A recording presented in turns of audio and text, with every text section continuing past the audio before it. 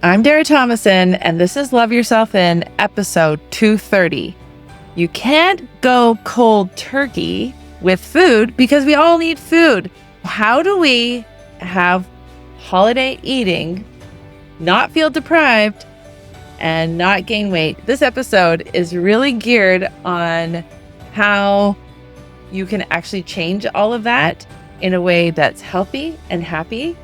I never actually thought that I could lose the weight that I've lost. And the way that I've done it is actually learning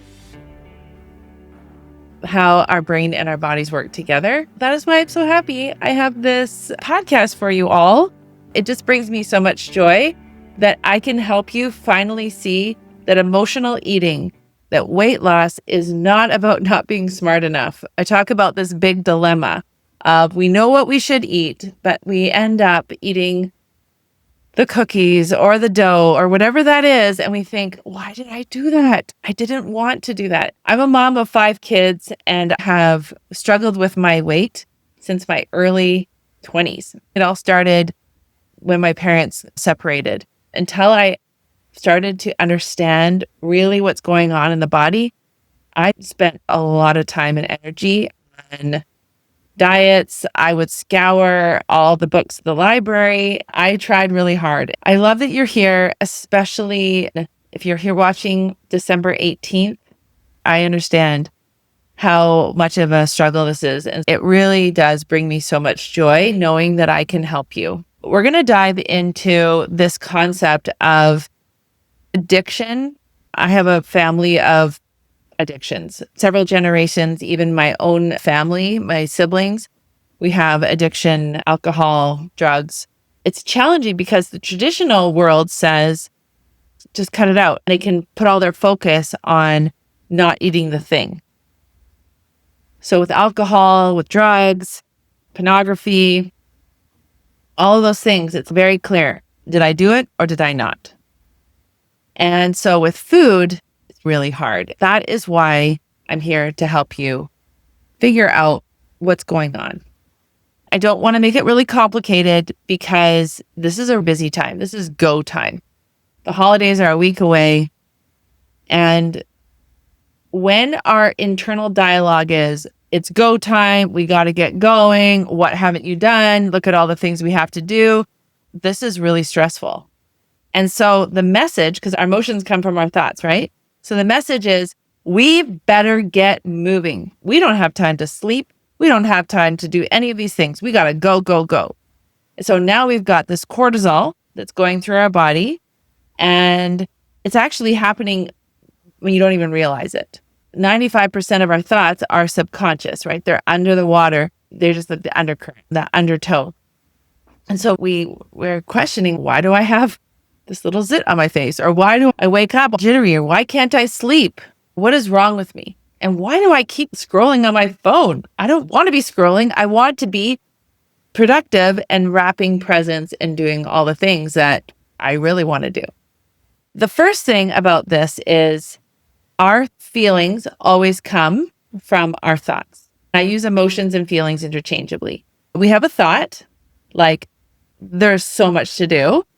The hormones are like little cars that drive around and they communicate to the body and say, we need to, this is like panic or pressure or whatever feeling that is. When that happens, we got a release of cortisol that's like pressure, go time, right? And then what can happen after that happening over and over, it leads to burnout. We have 95% of our thoughts, they become beliefs. So, Dara, it sounds to me like you're saying, I'm out of luck. No. Because the beautiful thing is emotion have vibrations. So we can feel it. So when we're thinking it's go time, what is the usual physical response to that? Maybe our heart starts beating a little bit more. Maybe we get a little sweaty. Maybe we get a little shaky. Maybe we have to go to the bathroom. Maybe I have so much to do. Maybe we realize that our neck is getting a lot of pressure. Maybe we're like, oh, I'm so stiff. What's going on? As we start paying attention to what's happening, we say, oh, wait a minute. I think I'm pretty stressed out here. Maybe you see your viewing time on your phone, or maybe you see the really big pile of unwrapped presents. So now we're starting to pay attention to those vibrations, that reaction. But if we're having a lot of sugar or a lot of flour or a lot of caffeine, or we're not sleeping as much, we are becoming numb to those feelings. As we think about the holidays, and we're walking around the mall, grocery shopping, or wherever you are, and you're noticing all this stimulation, you can start saying, how am I feeling? Maybe you listen to that Christmas music, or maybe you watch one of your favorite Christmas movies and you're like, this feels so good. You're going to really look into what are those emotions. Now we're tuning in, just like a radio, right? We want to tune into those emotions and we don't want to be pushing them away. We don't want to be having the sugar and the flour and all of that. We want to say, oh, I hear you, body. I see what's happening.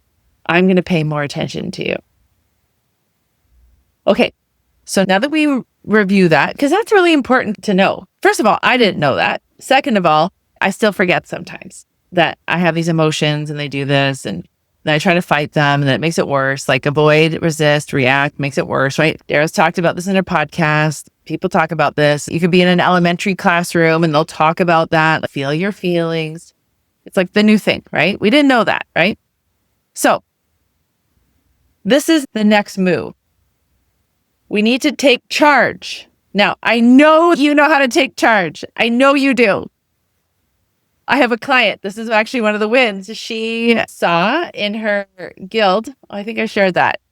Anyway, so she saw in her guild it wasn't that good. So she took charge and she made this beautiful meal and everything. She had a lot of fun. But we know how to take charge now. So we want to take charge proactively. We want to say, this is what I want to do. This is my destination. Now, just like the traffic controller, they tell you what to do. You are now can be the traffic controller of your own life, your own holidays. I'm in charge of my own happiness. Okay. If something starts going off the rail, I say, no. This is what I want for Christmas. I'm not bossing other people around, but I can control how I act and how I am.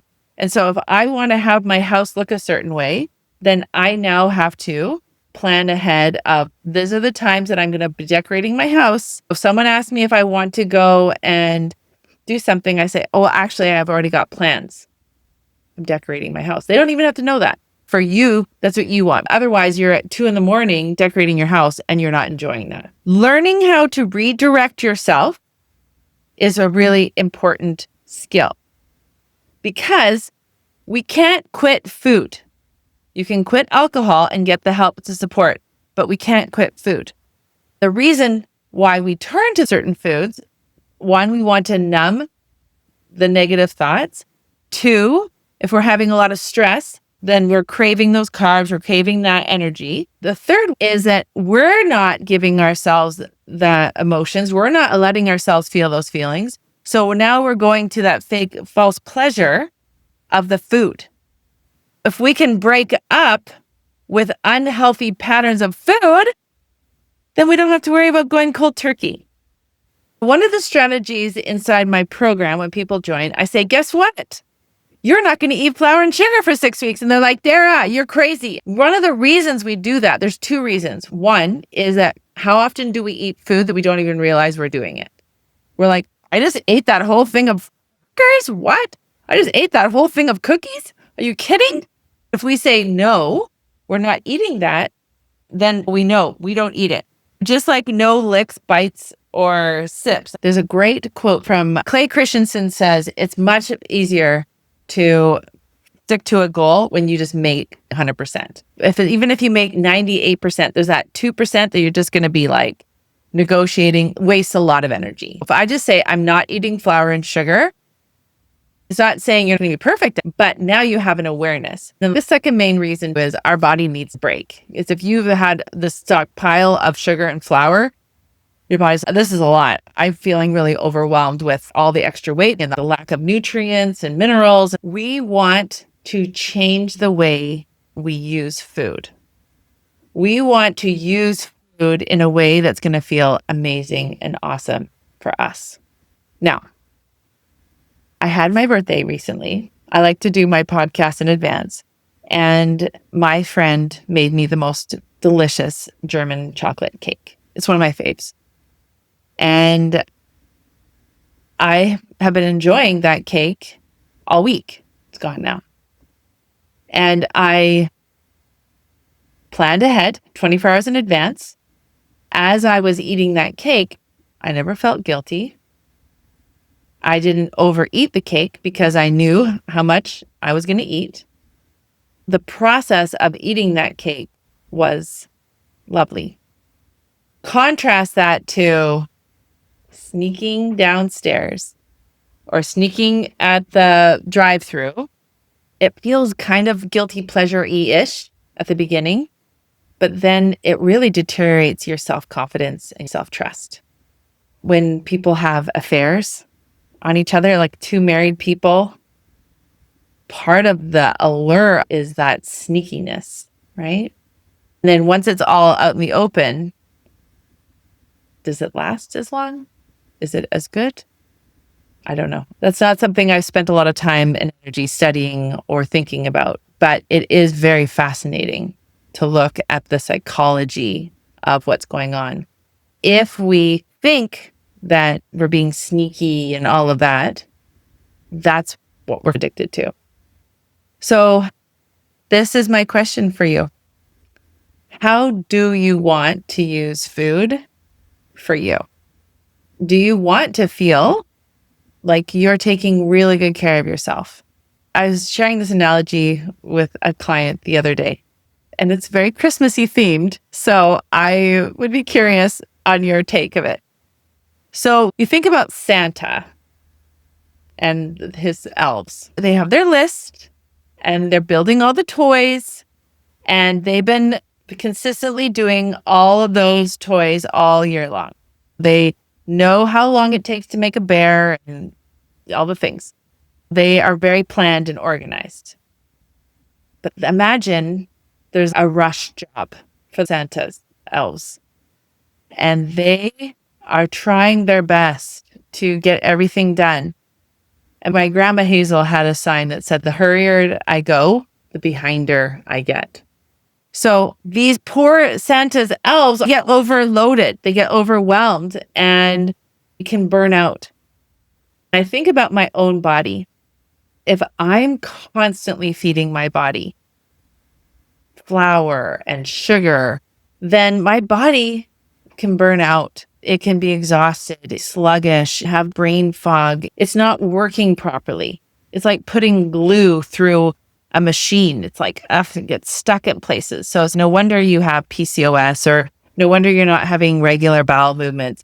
No wonder you're not getting good sleep. No wonder you can't really think straight. It's because you're overloading the system. Your body isn't meant to be a storage unit. And it's definitely not meant to extract weird chemicals from food to try to build your body with minerals and nutrients, right? Like beta carotene, that's going to help you. Whereas those weird names in those chocolates and things, that can't help you. And the body doesn't really know what to do. And so now it's storing it.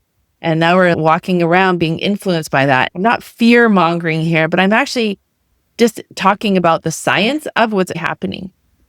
The more that we can be clear on what's going on, the more that we can be educated.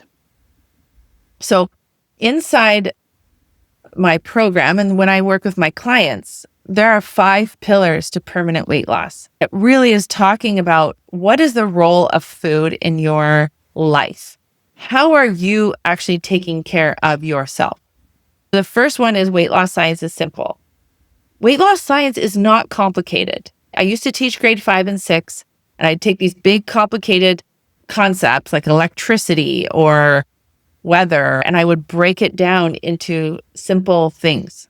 Weight loss science is actually very simple. There's ghrelin, leptin, insulin, cortisol. Those are the 4 main hormones, and we have to regulate them. Hormones are like, they all have a job, and they communicate to our body, and they tell the body what to do and how to help it. Next thing what I teach is you create your own eating plan, because I'm 6 feet tall. I've got a lot of Norwegian, Swedish kind of ancestry. So what I eat is going to be different than my friend, Grace, who comes from Korea. She has different needs. Okay. So you make it for yourself. What works best for you. The third thing is we got to learn to feel our feelings. And during the holidays, there's a lot of feeling, a lot of expectations, a lot of subconscious patterns of saying it's go time. And then the fourth is we take responsibility for ourselves. So I am not blaming my mom anymore for all the things that she said to me. I'm not blaming my teacher. I'm not blaming my society. I'm not blaming any of them. I'm like, okay, everyone was allowed to say what they wanted, but I actually always get the last word. And then stop shaming myself. So the shame and blame, I take responsibility for how I feel. So if I feel shame, that's on me. And I'm going to work through that. Thank you, shame, for letting me know. Do I want to believe it or not? And then the fifth most important part is to build confidence. How do we start out in January? We keep saying, I'll do that in January, but we don't have the skills to back it up. So we know it's like a false promise. So that course is happening. We're starting January 9th, I believe. Yeah, we're having a kickoff January 9th, Friday. And then you'll get all the modules. So you can do that on your own. There's going to be office hours to help, and you can get some coaching. It will build a solid foundation for you on how to make those resolutions. The third option is my program, which is incredible. The doors are always open. You can join at any time. There might be a special bonus with the course and the program, how they go together. So if you want to do a sample, I would recommend you come and do those courses. Either one, it would make such a huge difference. You will sleep better. You will feel better. You will have a lot more calm for the holidays. I love sharing these episodes with you. And I didn't finish the number. This was episode 230.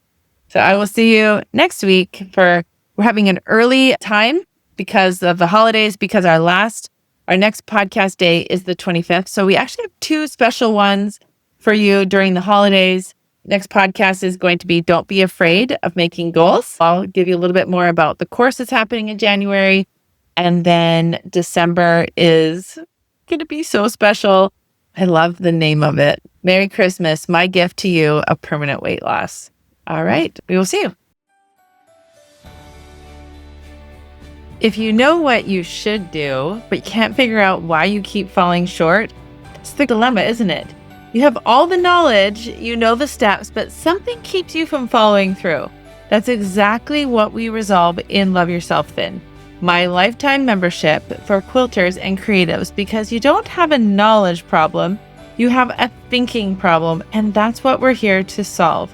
When you join Love Yourself Thin, you get lifetime access to the tools to help you understand why you do what you do, so you can finally create permanent weight loss. No more frustration, no more wondering what's wrong with you, just real transformation from the inside out. You can learn more and join at www.darathomason.com. This is where the real work happens. Can't wait to see you there.